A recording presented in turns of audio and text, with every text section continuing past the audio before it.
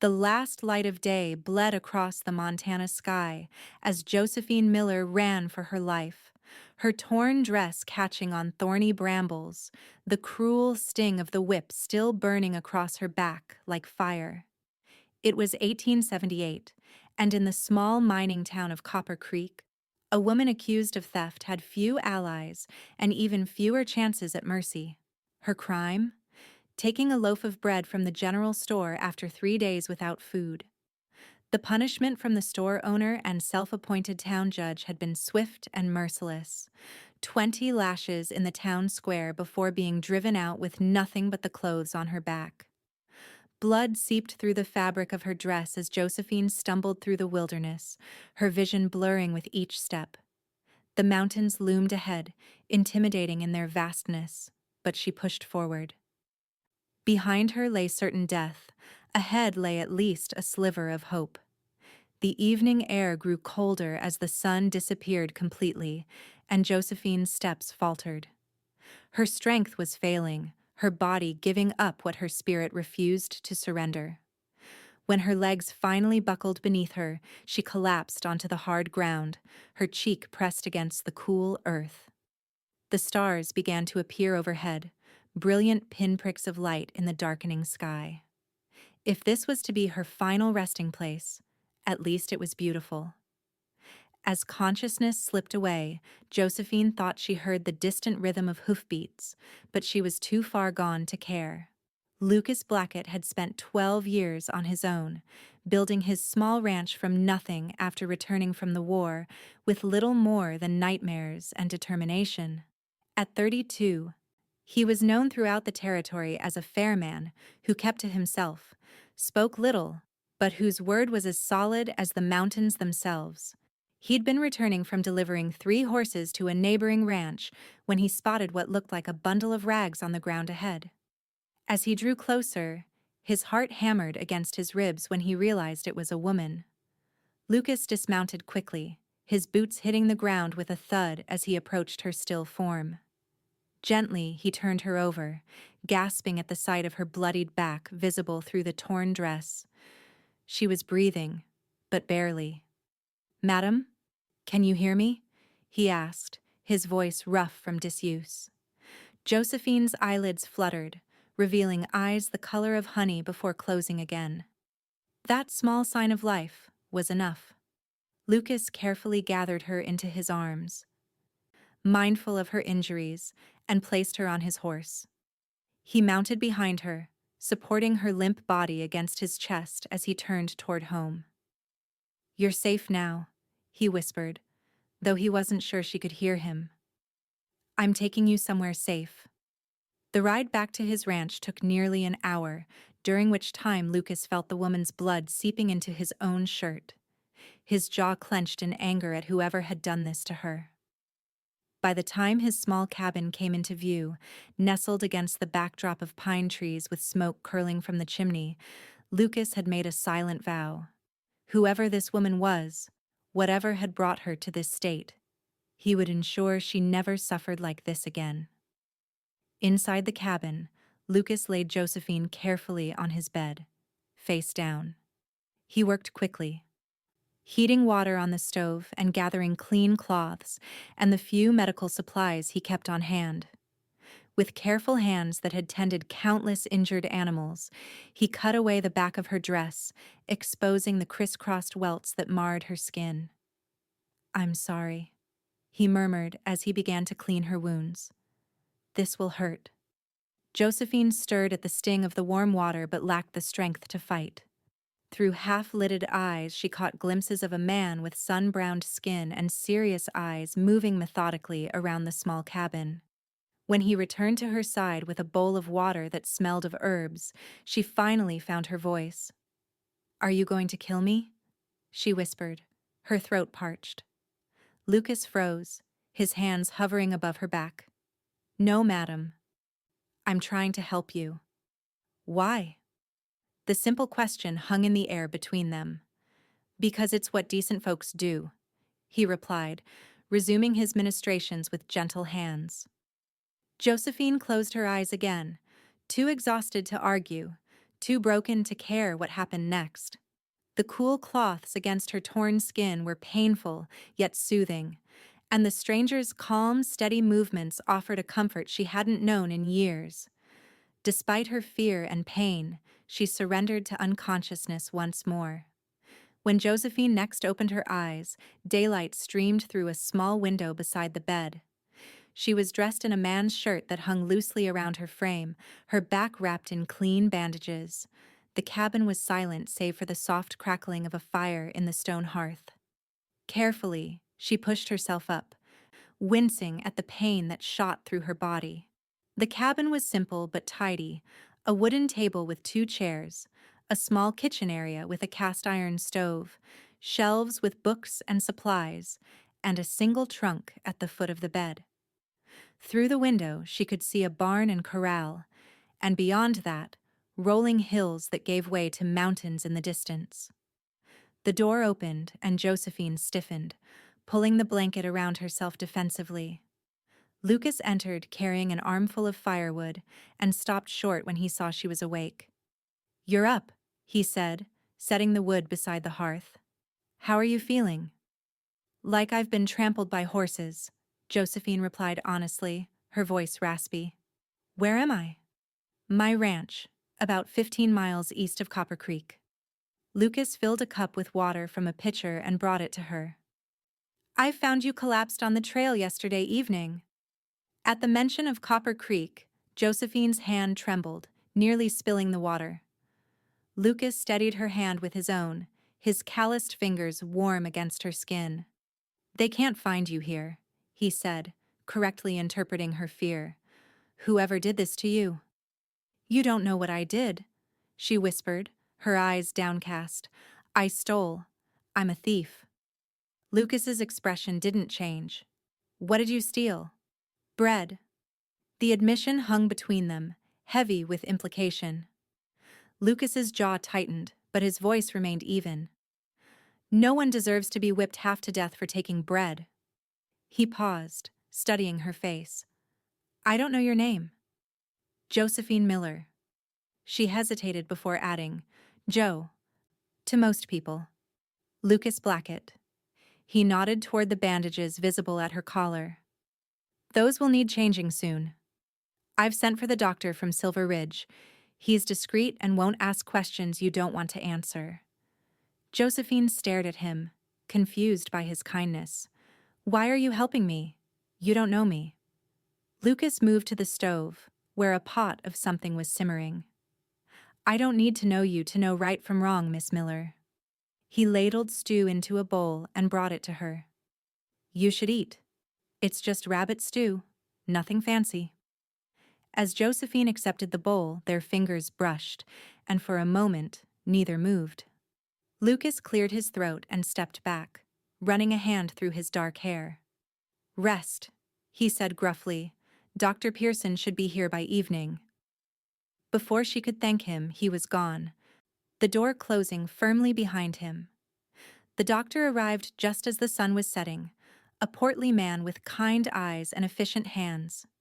He examined Josephine's wounds, applied a salve that smelled of pine and something bitter, and rewrapped her bandages. Throughout the examination, Lucas remained outside, giving her privacy but never far. "You're lucky," Dr. Pearson told her as he packed his bag. "No infection yet, though these are deep. They'll scar, but you'll heal if you rest and keep them clean." He glanced toward the door. "Lucas is a good man, keeps to himself mostly, but there isn't a person in 3 counties who wouldn't vouch for his character." "I don't understand why he's doing this," Josephine admitted. The doctor's smile was gentle. "During the war, Lucas was captured. Spent 6 months in a Confederate prison camp. He doesn't talk about it, but those who know say he was whipped within an inch of his life for trying to escape." He closed his bag with a snap. "Some men let that kind of experience turn them cruel. Others, like Lucas, it makes them unable to abide cruelty in any form." After the doctor left, Josephine sat up in bed, contemplating this information as she listened to the murmur of male voices outside. Minutes later, Lucas returned, his expression unreadable. "Doctor says you'll recover," he said, moving to stoke the fire. "You're welcome to stay until you're well enough to travel." Where would I go? The question slipped out before Josephine could stop it.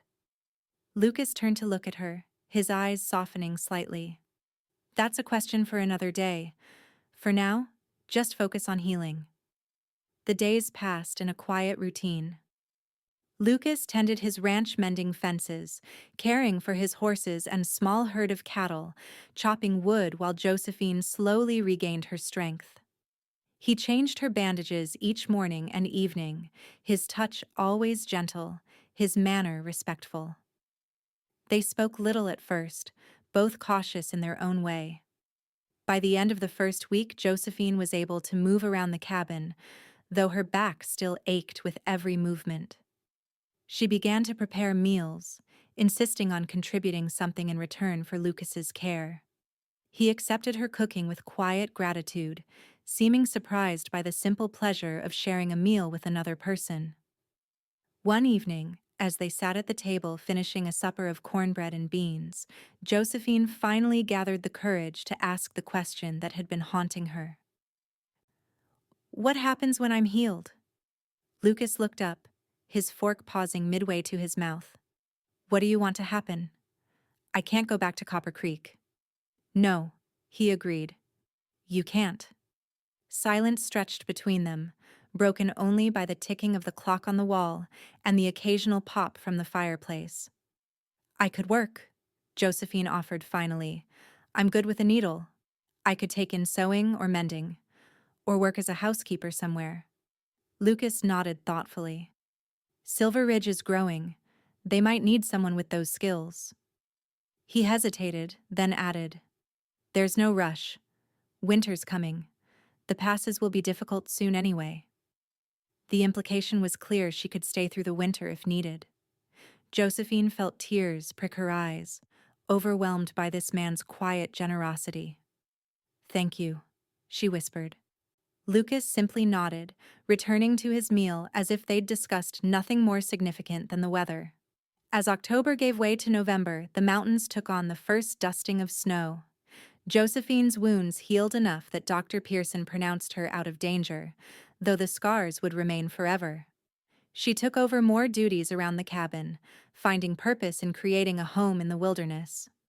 Lucas taught her to make soap from rendered fat and lye, to preserve meat for the winter, and to identify which wild plants could still be gathered before the deep freeze set in. Their evenings developed a comfortable rhythm.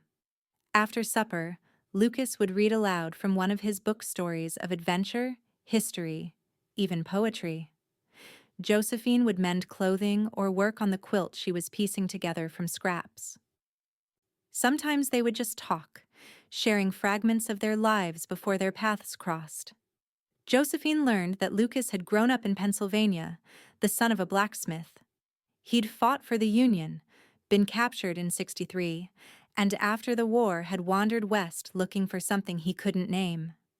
He'd found this land, built his cabin with his own hands, and created a life of solitude that suited him, or had, until recently. In turn, Josephine shared her own story. Orphaned at 14 when influenza took both her parents, she'd worked as a seamstress in Chicago until the Great Fire of '71 destroyed the shop. With nowhere to go, she'd headed west, working in various towns as a cook, laundress, whatever would put food on the table. Copper Creek had been just another stop, until hunger drove her to steal and changed everything. "I thought I was going to die," she admitted one night, her fingers stilling on the quilt in her lap. "When they tied me to that post in the town square, I prayed for death." Lucas's face darkened with anger. "Who ordered it? The whipping?" "Edwin Walsh. He owns the general store and half the town. His brother's the sheriff." Josephine shuddered at the memory. 20 lashes for theft, he said. "Made an example of me." Lucas closed his book, his knuckles white around the leather binding. "There's law in this territory now. What he did wasn't justice. It was cruelty." "It doesn't matter now." Josephine said softly. I'm alive. I'm here. Their eyes met across the small space, and something passed between them, an understanding, a connection that neither was ready to name. Lucas cleared his throat and opened his book again, but Josephine noticed his eyes lingered on her face before returning to the page. The first major snowfall came in early December, blanketing the ranch in white. Lucas spent the morning clearing paths to the barn and chopping extra wood. When he returned, stomping snow from his boots, Josephine was waiting with hot coffee and biscuits fresh from the oven.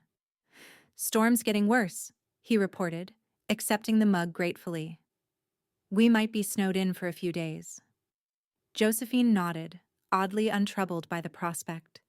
The cabin had become a sanctuary, and the thought of being confined there with Lucas brought no anxiety, only a warm flutter in her chest that she was hesitant to examine too closely. That evening, as wind howled outside and snow piled against the windows, Lucas took out a small wooden box he kept on a high shelf. From it, he withdrew a deck of cards. "My father taught me a game called euchre," he said, shuffling the cards with practiced hands. "Might help pass the time." They sat at the table, and Lucas explained the rules.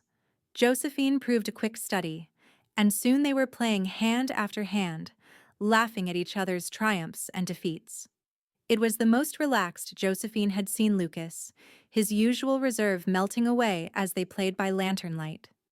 During a pause between games, Josephine reached for the deck to shuffle. Her sleeve pulled back, revealing a faded bruise on her wrist, a remnant not of the whipping, but of the rough handling she'd received when being dragged to the whipping post. Lucas's hand shot out, gently capturing her wrist. His thumb traced the mark, his expression darkening. "They held you down," he said, his voice tight. Josephine nodded, unable to look away from his face. "4 men." They laughed. Lucas's eyes met hers, filled with a fury that should have frightened her, but instead made her feel strangely protected. "If I ever see the men who did this to you," he said quietly, "I can't promise what I'll do." "You've already done enough," Josephine replied, turning her hand to grip his. "You saved my life, Lucas." They stayed like that, hands joined across the table, cards forgotten. When Lucas finally released her, it was with obvious reluctance. "It's late," he said, rising from his chair. "We should get some rest." Since Josephine's arrival, Lucas had been sleeping on a bedroll near the fire, insisting she take the bed. Tonight, as she settled under the quilts, listening to him moving around the cabin, banking the fire for the night, Josephine acknowledged the truth she'd been avoiding. She was falling in love with this quiet, honorable man who had saved her in more ways than one. The storm lasted 3 days, during which Lucas and Josephine fell into a pattern of domestic harmony that felt both novel and utterly natural. They played cards, read books, told stories. Lucas taught Josephine how to carve simple shapes from wood, and she showed him how to make dumplings the way her mother had. They existed in their own world, insulated from the harsh realities beyond the cabin walls by snow and growing affection. On the 4th morning, Josephine woke to sunlight streaming through the windows and the sound of Lucas moving about the cabin. She opened her eyes to find him placing a small package wrapped in brown paper on the table. "What's that?" she asked, sitting up. Lucas turned, a hint of color touching his cheeks. "It's December 25th. Christmas." Josephine blinked in surprise.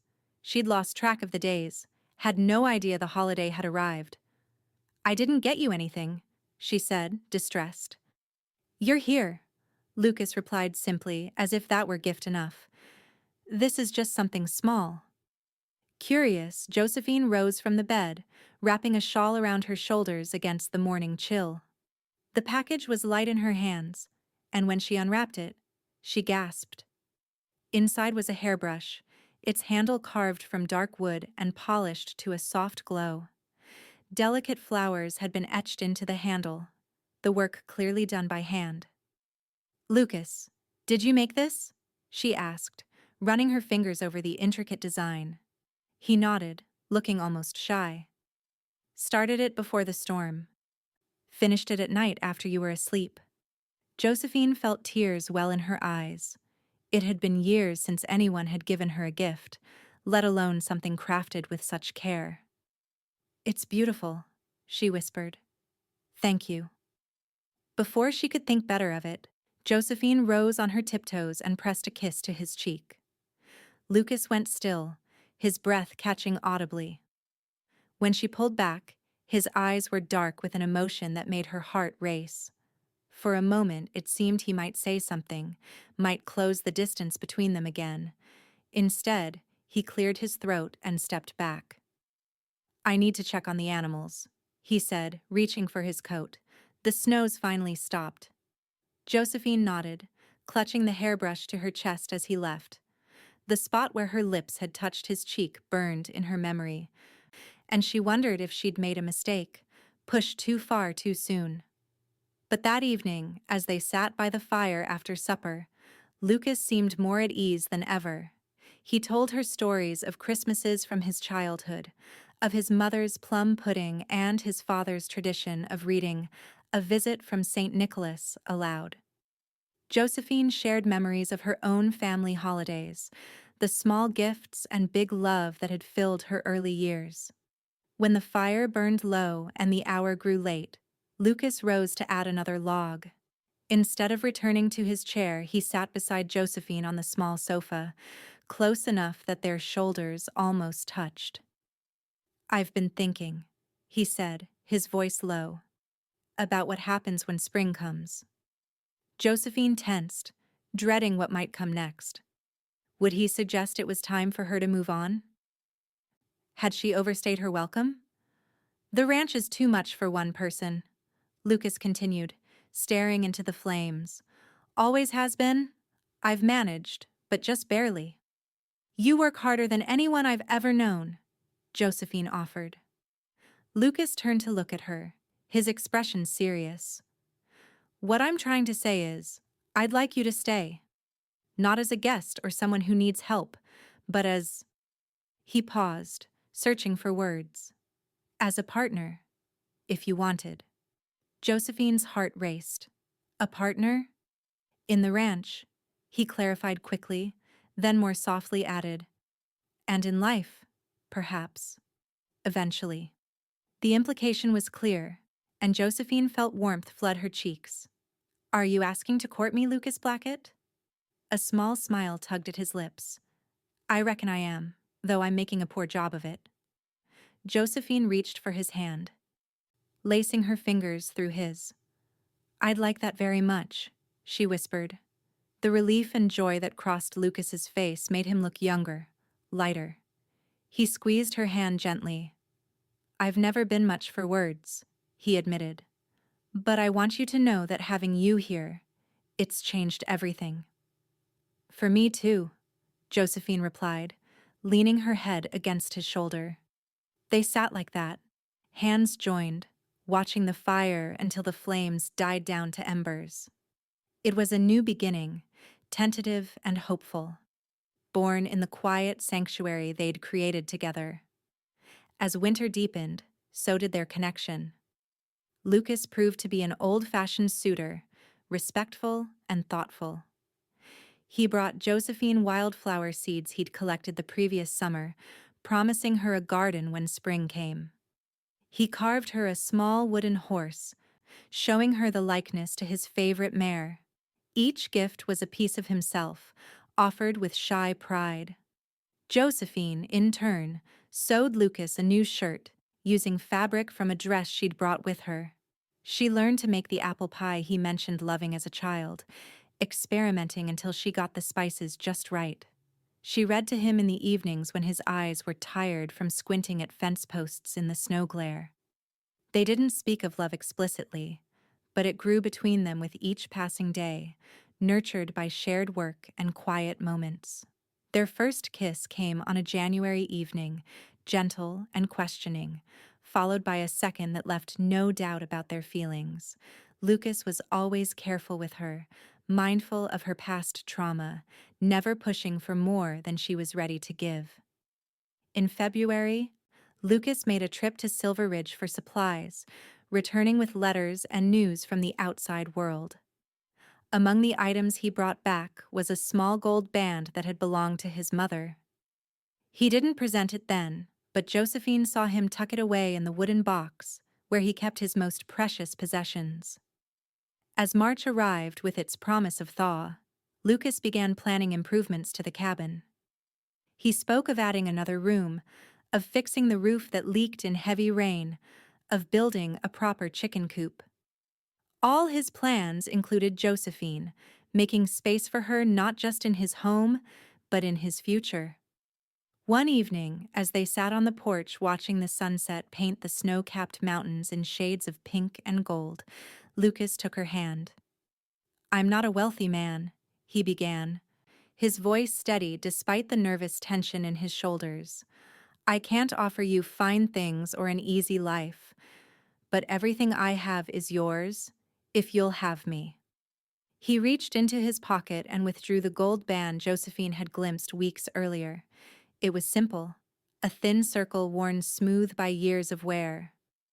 "This was my mother's," he explained. "My father gave it to her when they had nothing but hopes and dreams." He held it out to her, his eyes reflecting the dying sunlight. "Josephine Miller, would you do me the honor of becoming my wife?" Tears filled Josephine's eyes as she nodded. "Yes," she whispered.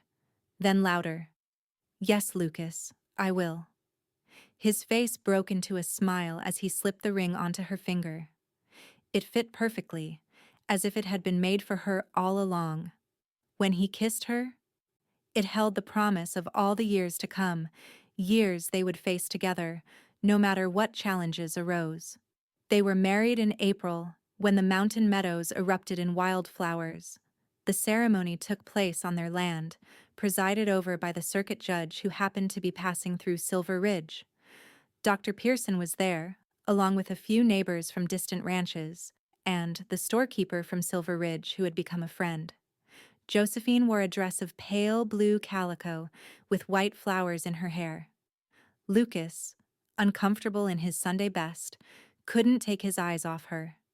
Their vows were simple but heartfelt, spoken in voices that carried across the meadow and echoed from the mountains. That night, as husband and wife, they came together with tenderness and discovery. Lucas's hands, always gentle, traced the scars on Josephine's back with reverence rather than pity. "You're beautiful," he whispered, meaning it with every fiber of his being. And for the first time since the whipping, Josephine felt whole again, her body no longer a source of shame, but of joy. "I love you," she told him in the darkness, words she had held inside for months. Lucas gathered her closer, his heart beating steady against hers. "And I love you," he replied, "more than I thought possible." Spring gave way to summer, and with it came new beginnings. The garden Josephine planted flourished, providing vegetables for their table and flowers for their home. Lucas built the promised chicken coop, and soon fresh eggs became part of their daily routine. They worked side by side, turning the small ranch into a thriving homestead.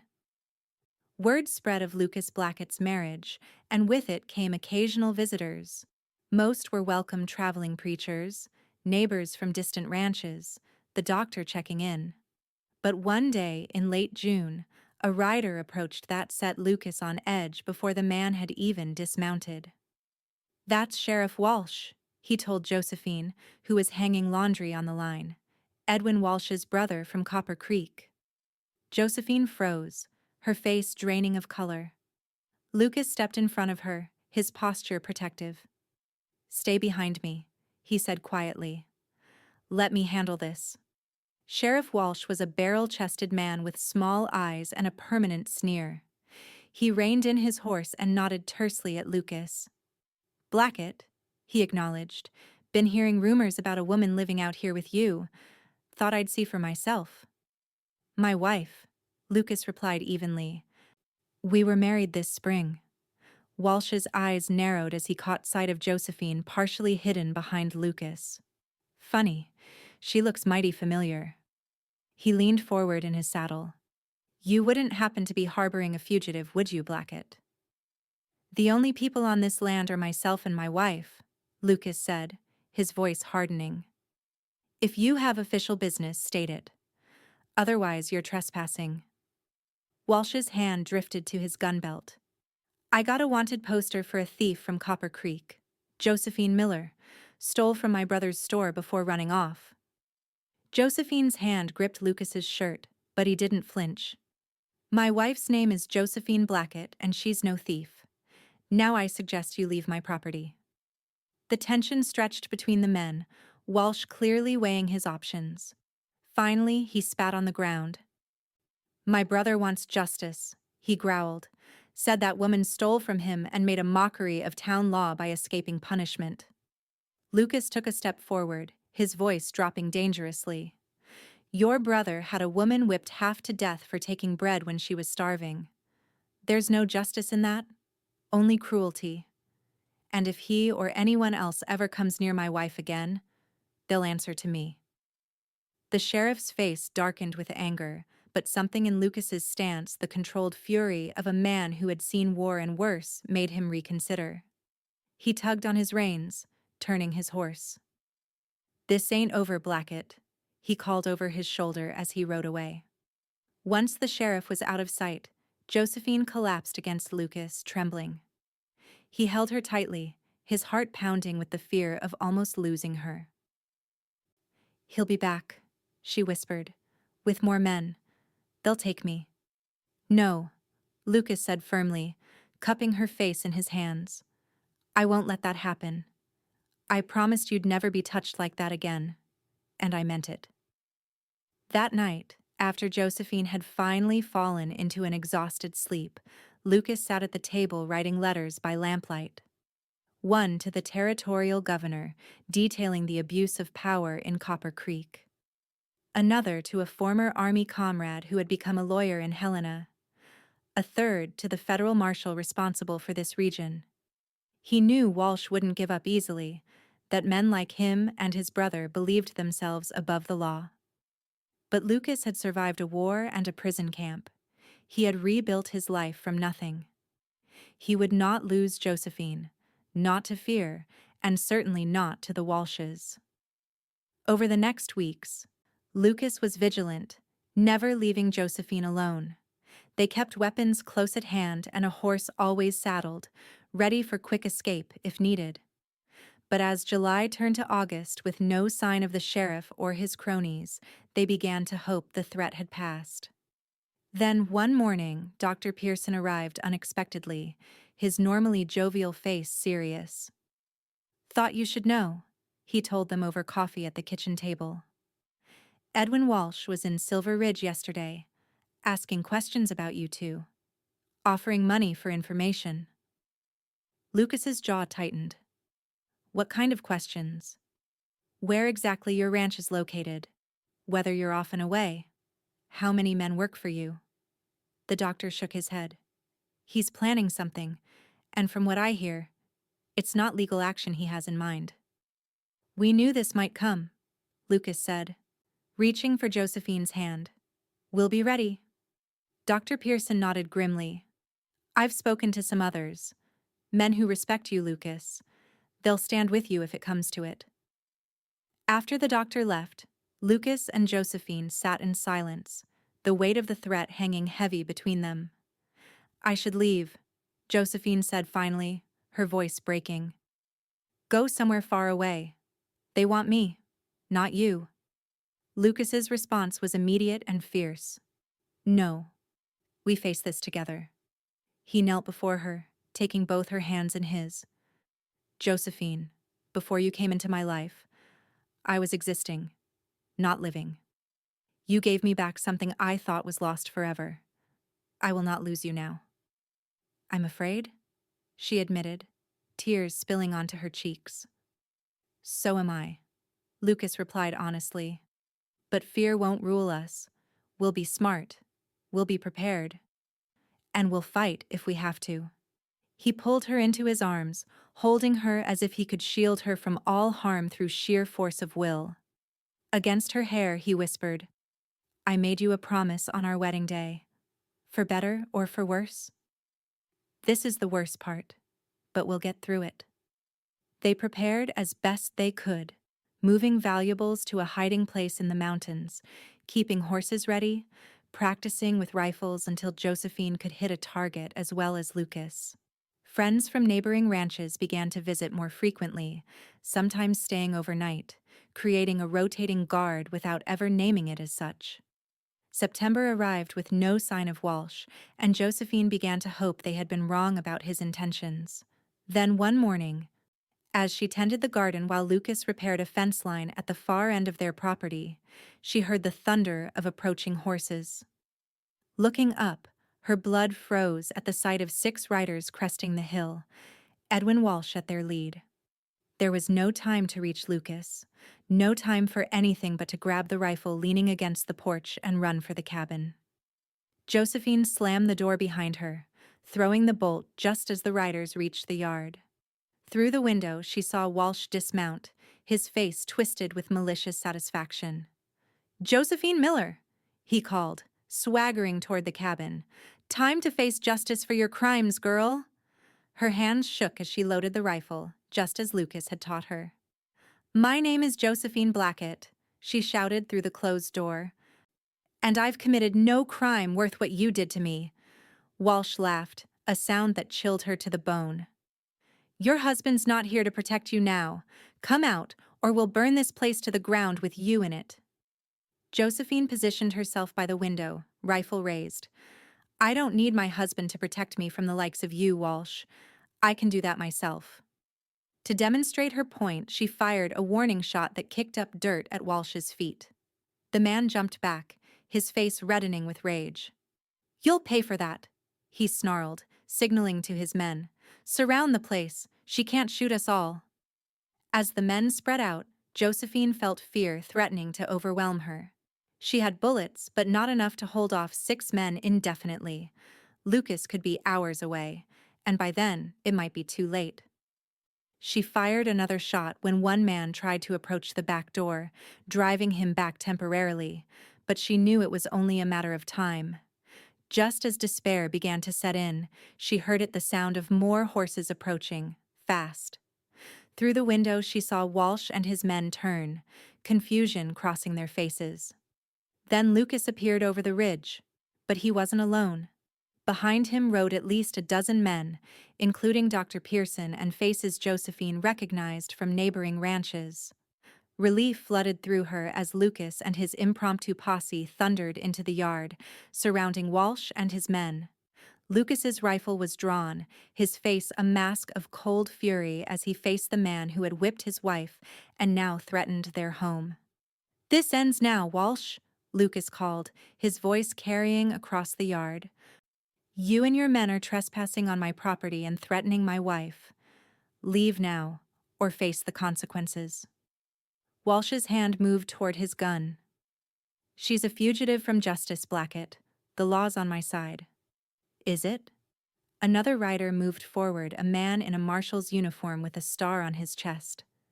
"Because I represent federal law in this territory, and I've received some disturbing reports about how justice is administered in Copper Creek." Walsh's confidence faltered visibly. "This ain't your concern, Marshal. This is a local matter." "Torture isn't a local matter," the marshal replied evenly. "It's a crime, no matter who orders it or for what reason." He produced a document from his jacket. "I have here a directive from the territorial governor suspending you and your brother from any official capacity pending an investigation." The color drained from Walsh's face as the marshal continued. "Furthermore, I have witness statements describing the punishment inflicted on Josephine Miller for a minor theft punishment that exceeds any reasonable application of the law." Josephine had opened the door and now stood on the porch, rifle still in hand but lowered. Lucas rode to her side, dismounting quickly to stand beside her. "You all right?" he asked quietly, his eyes scanning her for any sign of harm. She nodded, unable to speak past the lump in her throat. Together, they watched as the marshal ordered Walsh and his men to surrender their weapons. "This isn't over," Walsh spat as his gun belt was removed. "You can't protect her forever, Blackett." Lucas's arm tightened around Josephine's waist. "Yes," he said simply, "I can." After the marshal had taken Walsh and his men away, promises of a fair trial ringing hollow in the afternoon air, the neighbors who had come to their aid gathered in the yard. Lucas thanked them, emotion evident in his usually controlled voice. "We saw the riders heading this way," explained one man, a rancher named Peterson. "Figured they weren't up to any good, so I rounded up as many men as I could find. Ran into the marshal on the road. He was looking for your place anyway." "Turns out those letters you wrote stirred up quite a hornet's nest," Dr. Pearson added, slapping Lucas on the back. "Governor's been hearing similar complaints from other towns where the Walshes have friends. They've been running their own little kingdom out here for too long." As their friends departed with promises to return if needed, Lucas and Josephine stood on their porch, watching the sun begin its descent toward the mountains. The danger wasn't entirely past men like Walsh had friends, and grudges died hard in the West, but for now, they were safe. "I was so afraid," Josephine admitted, leaning into Lucas's embrace. "Not just for myself, but for you. For what they might do to you because of me." Lucas turned her to face him, his hands gentle on her shoulders. "Nothing that's happened to you is your fault, Joe. Not the whipping, not Walsh's vendetta. You survived, and now we're building a life together. That's what matters." He brushed a tear from her cheek with his thumb, his eyes filled with a love that still amazed her. "When I found you that night, half dead on the trail, I told myself I was just doing what any decent man would do. But even then, something in me knew you were going to change my life." "You changed mine too," Josephine whispered. "You gave me back my dignity, my hope." As twilight deepened around them, Lucas kissed her with a tenderness that spoke of all they had survived and all that lay ahead. Tomorrow would bring its own challenges, but they would face them together, stronger for having weathered this storm. 2 months later, on a crisp November morning, Josephine stood at the stove stirring a pot of stew when a wave of dizziness washed over her. It wasn't the first time. For weeks, she'd been feeling strange tired in the mornings, certain foods suddenly unpalatable. Lucas noticed immediately, crossing the room to steady her. "That's the third time this week," he said, concern etched on his face. "I'm fetching Dr. Pearson." Josephine began to protest that it wasn't necessary, but the determined set of Lucas's jaw told her it would be futile. By afternoon, the doctor was examining her in the privacy of their bedroom, while Lucas paced anxiously outside. When Dr. Pearson emerged, his face split into a broad grin. "Congratulations are in order," he announced. "You're going to be parents, likely by early summer." Lucas froze, his expression shifting from concern to wonder. "A baby?" he whispered, looking past the doctor to Josephine, who stood in the doorway with tears of joy streaming down her face. "A baby," she confirmed, her hands resting protectively over her still flat stomach. In 3 strides, Lucas was beside her, gathering her into a gentle embrace. "A family," he murmured against her hair. "Our family." News of the baby brought a renewed sense of purpose to their lives. Lucas threw himself into preparations, expanding the cabin as he'd planned, building a cradle from pine wood harvested from their own land. Josephine sewed tiny garments and quilts, humming lullabies she remembered from her own childhood as she worked. The trial of the Walsh brothers took place in Helena that winter. Josephine and Lucas made the difficult journey to testify, facing the men who had caused them so much pain. Edwin Walsh glared with hatred as Josephine described the whipping in a clear, steady voice, her hand resting on the slight swell of her belly as if drawing strength from the new life growing within. When the verdict came guilty, With sentences of imprisonment for both brothers, it felt like the closing of a chapter. As they journeyed home through snow-covered mountains, Josephine felt lighter, as if a shadow had finally been lifted from their lives. Spring arrived with a riot of wildflowers and the promise of new beginnings. Lucas planted more crops than ever before, determined that his growing family would never know hunger. Josephine, her pregnancy now obvious, moved more slowly but with a serenity that transformed her beauty into something luminous. On a perfect June morning, after hours of labor with Dr. Pearson and a midwife from Silver Ridge in attendance, Josephine gave birth to a daughter. Lucas, who had refused to leave her side throughout the ordeal, wept unashamedly as he held his child for the first time. "She's perfect," he whispered, carefully returning the swaddled infant to Josephine's arms, just like her mother. They named her Grace, for the blessing she represented in their lives. In the quiet of that first night, as their daughter slept between them in the cradle Lucas had crafted with such care, Josephine reflected on the journey that had brought them to this moment. If someone had told me 2 years ago that being whipped and cast out would lead me to this life to you, to our daughter, I wouldn't have believed them, she said softly. Lucas's hand found hers in the darkness. "Sometimes the worst moments lead us to the best," he replied. "But I wish you hadn't had to suffer to find your way here." "The suffering is in the past," Josephine said, squeezing his hand. "This you, Grace, our home, this is my present and my future. And it's more than I ever dared dream of." As summer waned and autumn painted the mountains in vibrant hues, life settled into a new rhythm centered around their daughter. Grace thrived, growing stronger each day, her eyes the same honey color as her mother's, her smile already reminiscent of her father's rare but transformative one. One evening, as they sat on the porch watching the sunset, Grace asleep in Lucas's arms, a rider appeared on the road leading to their ranch. Josephine tensed momentarily, old fears never quite forgotten, but Lucas touched her arm reassuringly. "It's just the mail carrier," he said, recognizing the man's silhouette. The carrier brought letters and a package, a hand-knitted blanket for Grace from one of their neighbors, along with news that land adjoining theirs had become available for purchase. Lucas read the letter with interest, his mind already calculating what it would mean for their future. "We could expand," he mused later that night as they prepared for bed. "Run more cattle, maybe plant an orchard where that southern slope gets good sun." Josephine smiled, recognizing the dream taking shape in his eyes. "Building something for Grace's future?" "For all of us," Lucas replied, drawing her into his arms. "For the family we are, and the family we might still become."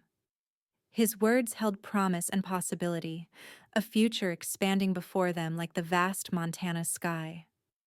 From the lowest point in her life, beaten, bleeding, cast out with nothing, Josephine had found not just survival, but joy. And Lucas, who had once believed solitude was his fate, had discovered that love was worth every risk.